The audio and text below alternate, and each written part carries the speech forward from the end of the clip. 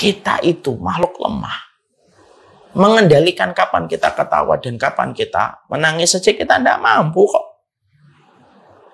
Kita ini nggak mampu mengendalikan kapan kita ketawa, kapan kita nangis. Lalu kenapa kita begitu pede bisa mengendalikan hati kita untuk tidak tertarik sama orang? Tidak bisa. Dan kadang-kadang fitnah itu datang dari satu pintu yang terbuka. Kalau ada satu pintu yang telah terbuka, hati-hati. Terkadang kamu tidak akan siap dengan derasnya angin ketika kencang bertiup.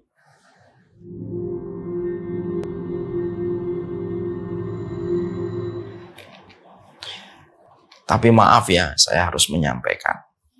Tidak boleh kepada lawan jenis. Tapi kalau kita betul-betul mencintai dia karena Allah, misalkan ada guru kita yang hanif, baik gitu. Dan betul-betul kita mencintai guru itu karena Allah, tapi beda lawan jenis, tidak usah dikatakan. Cukup didoakan dalam kebaikan. Tapi dalam perkara-perkara yang lainnya, jangan sampai ada perasaan yang timbul. Karena apa? Kalau ada lawan jenis, sudah saling mengagumi, lalu ada sebuah pembenaran dengan mengatakan, saya mencintai dia karena Allah. Yang kita khawatirkan, setan akan masuk, memanfaatkan celah ini untuk menebarkan fitnah pada hati kedua orang itu. Sudah, ini hanya untuk sesama jenis. Tapi saya lihat dia itu orang baik, Ustaz. Ya sudah. Kalau kita sudah lawan jenis, hati-hati. Takutlah kamu kepada fitnah. Karena fitnah itu bisa datang kapan saja. Dan merusak apapun ketenangan yang sudah kamu peroleh kalau kamu tidak waspada dengan fitnah. Sudah didoakan saja. Semoga Allah memberkahi. Semoga Allah memuliakan dia karena kebaikan dia. Tapi hati-hati. Ya, sekali lagi. Tidak ada saling sayang di antara dua lawan jenis. Makanya kalau ada, maaf ya, kalau ada sebuah fenomena di masyarakat, bisakah antara laki-laki dan perempuan bersahabat tanpa ada perasaan cinta itu? Saya jawab, sebenarnya tidak usah. Nggak ada persahabatan kecuali persahabatan itu antara suami istri. Ya. Lam aro al mutahabaini misla zaujaini, kata Imam Ibnu Katsir. Aku tidak pernah melihat persahabatan sebagaimana persahabatan yang agung antara suami istri. Sudah di situ saja. Dan maaf, saya termasuk yang tidak setuju. Ada istri kita bersahabat dengan suami orang. Ada suami kita bersahabat dengan istri orang. Lalu mengatakan, saya itu tidak ada apa-apa dengan dia. Maaf ya, kita itu sering tidak bisa mengendalikan hati kita. Orang yang mengatakan, saya itu tidak ada apa-apa dengannya kok. Saya betul-betul mencintai dia karena Allah. Misal, kalimat itu akhirnya dia ucapkan. Emang kita yakin mampu mengendalikan hati kita? Padahal sekalinya hati kita tertancap dengan fitnah. Lama kita menyembuhkan fitnah itu. Rasulullah adalah orang yang paling bertakwa. Rasulullah itu orang yang paling mampu menjaga nafsu. Wa ana amlakukum liirbi. Saya orang yang paling mampu mengendalikan nafsu. Tapi pernah Rasulullah bersahabat dengan perempuan? Nggak ada. Jangan pernah ada persahabatan itu. Ya. Banyak sekali fenomena di masyarakat hari ini.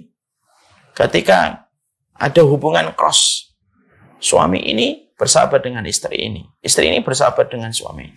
Ini teman saya dari SMP kok. Saya nggak ada perasaan apa-apa. Sekali lagi, kita itu makhluk lemah.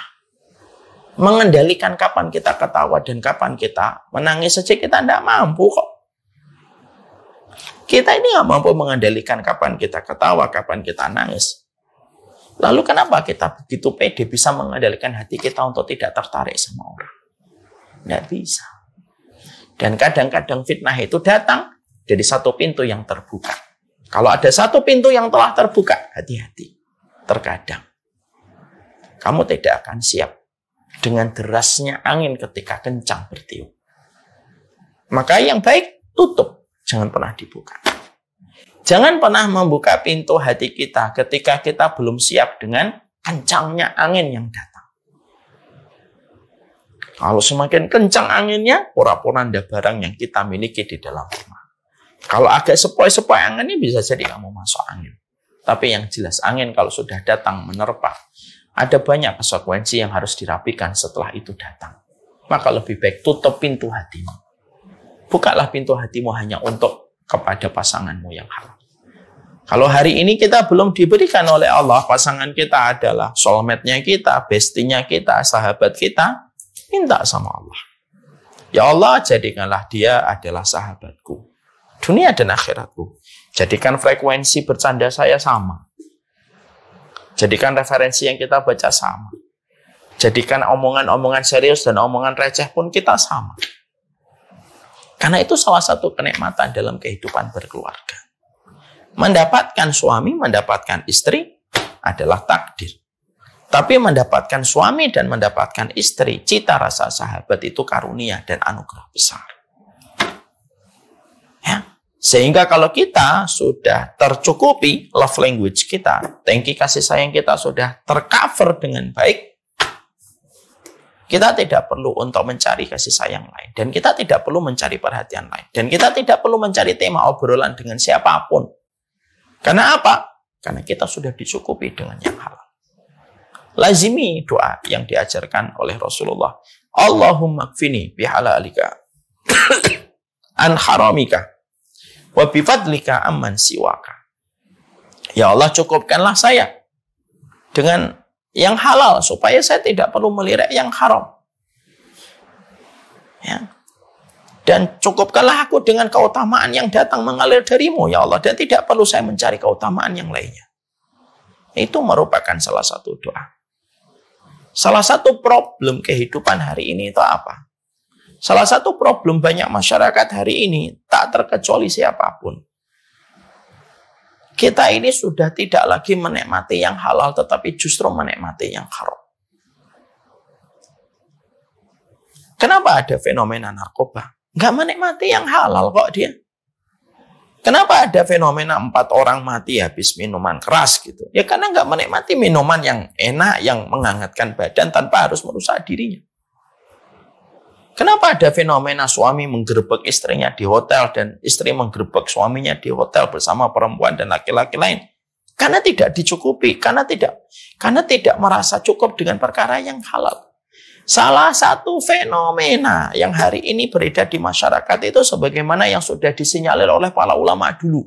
Hari ini kita akan hidup, nanti akan kita dapatin orang tidak lagi cukup dengan perkara yang halal.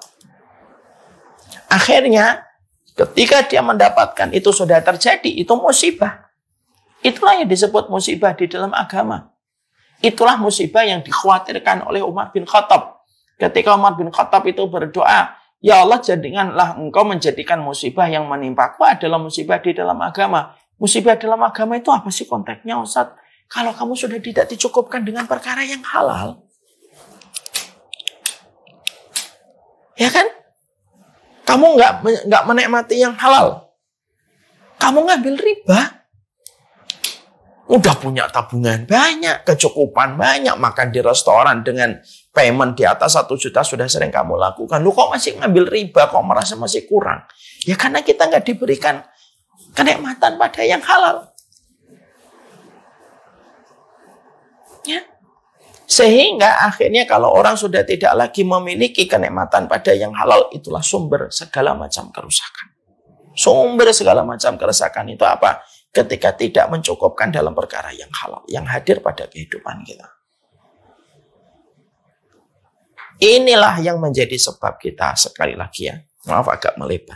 Tapi disitulah kita akhirnya paham. Salah satu permohonan kita, ikhtiar doa kita, ikhtiar harapan kita, yang kita langitkan kepada Allah itu apa? Allahumma kfini bihalalika an haramika. Ya Allah, cukupkan aku dengan yang halal. Sehingga tidak perlu bagiku untuk melirik yang haram. Karena kenikmatan yang haram, kalau sudah dinikmatin sama seseorang, kenikmatan haram itu selalu meminta tumbal. Kenikmatan haram itu tidak berhenti pada satu proses. Karena kenikmatan haram itu selalu memiliki jenjang dan proses panjang. Narkoba dari 1 gram, naik ke 2 gram, naik ke 3 gram, naik ke 4 gram, naik ke 5 gram, sampai sakau dan mati. Ya kan? Dari kita menganggapnya dia teman, lalu kita curhat ketika ada masalah, kita ngomong sama lawan jenis, lama-lama terus gigit, dan akhirnya banyak sekali tumbal yang harus kita korbankan. Nah, itulah yang menjadikan sekali lagi agak keluar dari tema. Penting sekali. Mohonlah sama Allah supaya kita diberikan kecukupan pada perkara yang halal. Semoga kita dipahamkan tentang itu.